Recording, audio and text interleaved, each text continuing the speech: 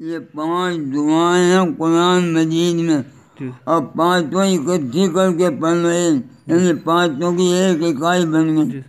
اب میں وہ پڑھ رہا ہوں.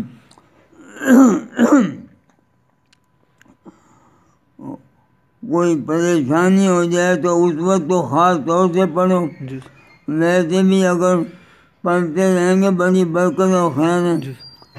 جیسے روزانہ صبح شام آپ 3 دفعہ ضرور پڑھنا. ایک کلمہ جو ہے اس میں وہ قرآن مجید کی دعا ہے، لیکن اس میں 1-2 لفظ جو ہیں ان کی صورت بدلنی پڑنی.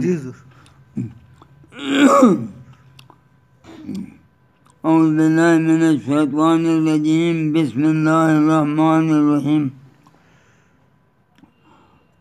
انا للہ و انا الیہ راجعون، حسبنا اللہ و نعم الوکیل. رب انی مسنی الضر وانت ارحم الراحمین.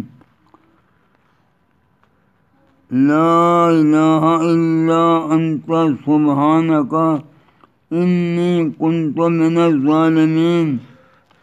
وأفوض امری الی اللہ ان اللہ بصیر بالعباد. اللہم صلی علی سیدنا محمد. یہ 5 دعائیں ہیں قرآن مجید میں، تو ان کی ہر دعا کے ساتھ جو اس کی برکت ہے وہ بھی قرآن مجید میں ہے. تو ان کو یاد کر لو،